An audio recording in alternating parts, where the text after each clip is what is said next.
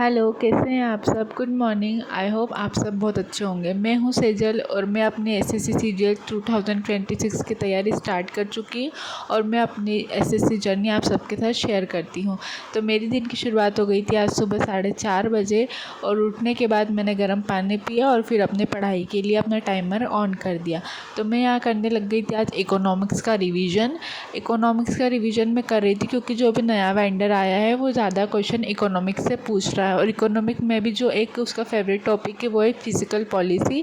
तो मैं अभी इकोनॉमिक पे ज़्यादा ध्यान दे रही हूँ कि इकोनॉमिक से ज़्यादा क्वेश्चन आ रहे हैं अभी करेंट एग्ज़ाम में। जो एसएससी फेज़ 11 या 12 की हो रही है उसमें इकोनॉमिक से ज़्यादा क्वेश्चन पूछे जा रहे हैं क्योंकि ना वेंडर चेंज हो गया है। और क्योंकि अभी जो रिसेंट रिव्यूज़ मिले एग्ज़ाम के उससे जो मतलब बच्चों ने यही बताया है कि या तो करंट अफेयर से ज़्यादा क्वेश्चन पूछ रहा है या फिर इकोनॉमिक से। मतलब तो अभी ना आप देख रहे होंगे कि मैं ऐसे बड़बड़ा के बोल रही थी क्योंकि मुझे ना ऐसे ज़ोर ज़ोर से बोल के याद करने की आदत है, जिससे ना मेरे जब मैं बोलती हूँ और सुनती हूँ ना तो मेरे दिमाग में ज़्यादा अच्छे से फिट होता है। लेकिन अभी मैं ज़ोर से नहीं बोल सकती थी क्योंकि इधर ही कमरे में बेड पर मेरे हस्बैंड और मेरी बेटी सो रहे थे, तो मैं ज़ोर ज़ोर से तो चिल्ला के बोलती तो वो लोग उठ जाते, उनको डिस्टर्ब होता है। इसलिए मैं बहुत धीरे धीरे मन में बोल रही थी ताकि मुझे याद रहे, मैं रिवाइज़ कर सकूँ अच्छे से। और आज मेरे साथ पता नहीं क्या गड़बड़ हो गई थी। मैंने ये फुल स्क्रीन वाला ऐप डाउनलोड करा था टाइमर के लिए, लेकिन ये जैसे ही मैंने इसको बंद करा और दूसरी ऐप ओपन करी थी ना तो मेरा वो टाइमर चला गया था और मुझे फिर से टाइमर स्टार्ट करना पड़ा था। तो मैंने फिर से टाइमर स्टार्ट करा है और अभी मैं रीजनिंग के क्विज़ दे रही हूँ और एक रीजनिंग का सेक्शनल मॉक भी दे दूँगी। और जैसा कि आप लोगों को पता ही है कि मैं लाइब्रेरी जाती हूँ पढ़ाई करने। अभी पिछले 2 महीने से मैं लाइब्रेरी ही जा रही हूँ। तो मेरे पास ना घर पे स्टडी टेबल नहीं है, तो मुझे ऐसे ही अभी नीचे बैठ के पढ़ाई करना पड़ रही है। और अभी मेरी पढ़ाई ख़त्म हो गई है और अभी 5:45 बज गए हैं। अब मैं 10 मिनट के लिए करूँगी मेडिटेशन और मेडिटेशन करने के बाद मैं एक और चीज़ करती हूँ जो कि मैं रोज़ डेली अपनी डेली रूटीन में इंक्लूड करती हूँ। और वो चीज़ जब से मैंने इंक्लूड करी है ना, मेरे दिन की शुरुआत भी बहुत अच्छी होती है, मेरा दिन भी बहुत अच्छा जाता है। तो मैं करती हूँ जर्नलिंग। सुबह सुबह उठकर 10 मिनट में जर्नलिंग करती हूँ, जिससे ना मेरा पूरा दिन बहुत अच्छा जाता है और मेरा माइंड भी बहुत पॉजिटिव रहता है। तो अब मैं आ गई थी किचन का काम करने के लिए। तो सबसे पहले तो मैंने तो चाय पी ली थी सुबह ही क्योंकि मैं जल्दी उठ गई थी।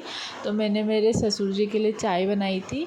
और मेरे ससुर जी ना बहुत अच्छे, मतलब एकदम है वो गाँव के, लेकिन उनकी सोच बहुत अच्छी है। वो एकदम फ्रीडम वाली सोच है उनकी। ऐसा नहीं है कि बहू है तो साड़ी ही पहनेगी, ऐसा ही है नहीं, उनकी सोच बिल्कुल भी नहीं है।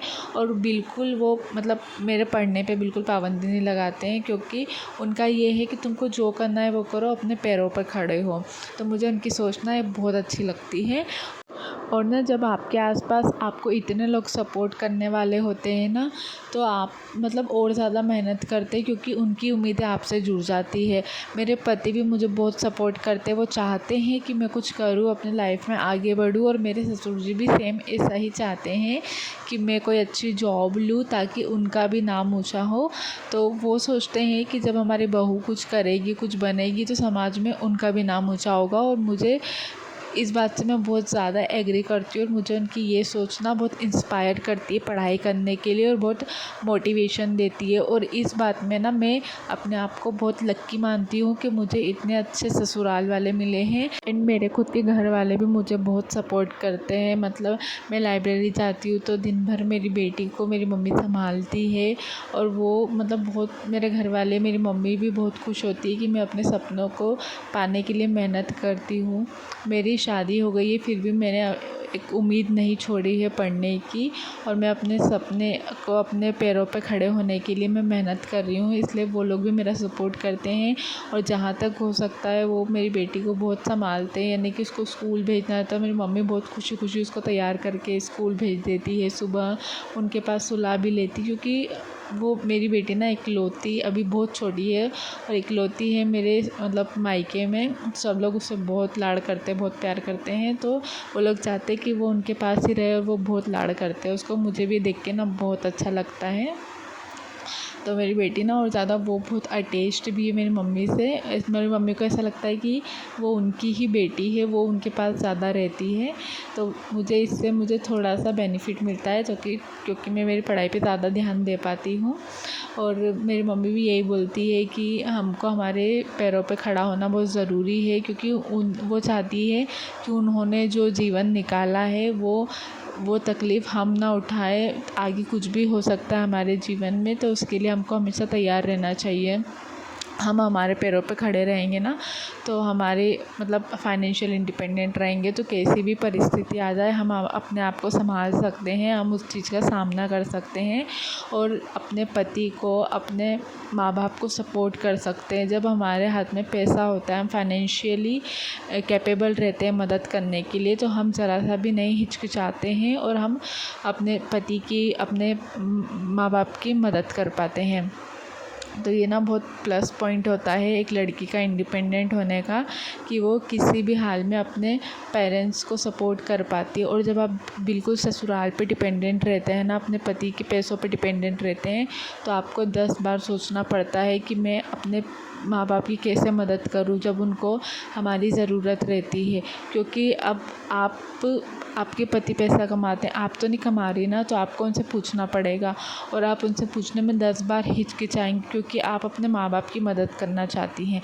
और जब पैसा आपका खुद का होगा ना, तो आपको किसी से पूछने की ज़रूरत नहीं रहेगी, आप खुद अपने माँ बाप की मदद कर पाएंगी, या फिर जिसकी भी आपको मदद करनी होगी आप उसकी मदद कर पाएंगी। और मेरा ये मानना है कि माँ बाप को संभालने की ज़िम्मेदारी सिर्फ़ एक लड़के की नहीं होती है।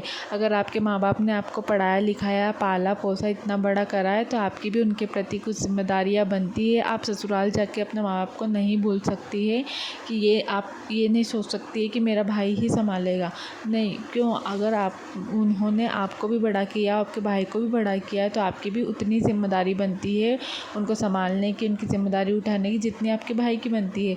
तो मेरा बिल्कुल फ़ोकस क्लियर है कि मुझे इंडिपेंडेंट बनना है और अपने माँ बाप को एक अच्छी लाइफ देनी है। और मेरा सबसे बड़ा मोटिवेशन यही है कि मुझे मेरे मम्मी पापा के लिए ना बहुत कुछ करना है लाइफ में, उनको एक बहुत अच्छी लाइफ देनी है मुझे। सारा काम करने के बाद अभी 10:30 बज रहे थे और मैं आ गई थी लाइब्रेरी।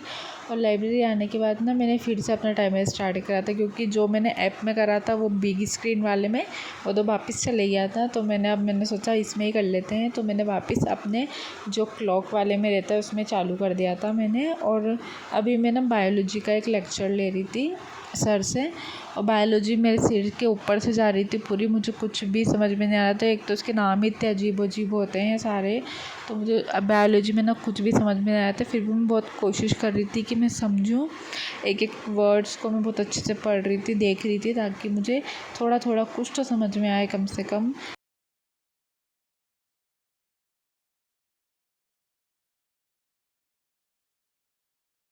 उसके बाद मैं कर रही थी कैलकुलेशन, और कैलकुलेशन में मैं रोज़ टेबल्स लिखती हूँ, स्क्वायर लिखती हूँ, क्यूब लिखती हूँ, क्योंकि ताकि ज़्यादा अच्छे से स्ट्रॉन्ग हो जाए और हमें देखते से पता चल जाए। और फिर उसके बाद ना मैं कर रही थी रानी मैम की वोकैब की क्लास, जो कि मैं करती हूँ, मैंने आपको पहले वाली वीडियो में भी बताया था। तो वो क्लास में कर रही थी। तो अभी मैं एक आधे घंटे की क्लास लेती हूँ, ताकि मेरा ज़्यादा बर्डन भी ना हो और मैं रिवाइज पे अच्छे से कर सकूँ। तो मैं एक घंटे की क्लास लेती, लेकिन मैं आधे घंटे की लेती हूँ, ताकि मैं उतना ही क्लास लेती हूँ जितना मुझसे पीछे का कवर हो पाए। क्योंकि जैसे हम क्लास लेते जाते, नोट्स बनाते जाते, लेकिन पीछे इतना इकट्ठा हो जाता है कि हम उसको रिवाइज नहीं कर पाते। तो मैं ऐसा नहीं करती हूँ, मैं सिर्फ जितना मुझे लगता है कि आज के लिए इतना काफ़ी है, मैं उतने के नोट्स बनाती हूँ और उतना ही पहले रिवाइज़ कर लेती हूँ, फिर आगे बढ़ जाती हूँ। और आपने देखा होगा मैं वोकैब पे ज़्यादा ध्यान देती हूँ। और आज ना लाइब्रेरी में मैंने सिर्फ इतनी पढ़ाई करी थी, क्योंकि लाइट चली गई थी लाइब्रेरी में। तो मैंने सोचा मैं घर चली जाती हूँ, घर जाके पढ़ाई कर लूँगी। लेकिन घर आके देखा तो घर पे भी लाइट नहीं थी। और लाइब्रेरी में मैंने जब फ़ोन करके पूछा तो लाइब्रेरी में तो लाइट आ गई थी, लेकिन मेरे घर पे नहीं आई थी। मेरे घर पे आई थी समथिंग शाम को 5 बजे लाइट आई थी, और मैं 2 बजे 2:30 बजे घर आ गई थी। तो मैं सो गई थी घर आके थोड़ी देर, उसके बाद मैं पढ़ाई करने बैठ गई थी उठने के बाद। फिर भी लाइट आई नहीं थी। और आज तो ना मतलब लाइट ने बहुत परेशान कर दिया था, आई नहीं रही थी लाइट। मैंने बहुत देर तक इंतज़ार करा लेकिन लाइट आई नहीं। उसके बाद मैं ऐसे ही पढ़ाई करने बैठ गई थी। तो मैंने एक इंग्लिश की क्लास ली एंड उसके बाद फिर एक जीके की क्लास ली। और फिर मैंने बहुत देर तक और रास्ता देखा कि मैं मैथ्स की क्लास ले लूँ, क्योंकि मैथ्स में ना जो मैंने बैच ले रखा है उसमें बहुत ज़्यादा नेट लगता है। और वाईफाई है घर पे लेकिन लाइट चली गई थी तो चल नहीं रहा था वाईफाई। और मेरे जो हमारा नेट 2 GB नेट आता है तो वो भी मतलब पूरा ख़त्म हो जाता उसमें।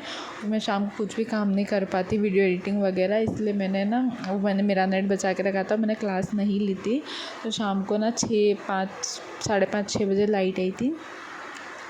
तो आज के लिए मैंने इतनी ही पढ़ाई करी थी। और अभी 4 घंटे की पढ़ाई अभी की। और सुबह का जो मेरा वो बिगड़ गया था उसका टाइमर का, तो वो 1 घंटा गिन लेते हैं हम। तो 5 घंटे की मेरी आज की पढ़ाई हो गई थी और मेरे थोड़े बहुत रह भी गए थे। तो आज के लिए इतना ही, मिलती हूँ आपसे नेक्स्ट वीडियो में। तब तक के लिए बाय बाय।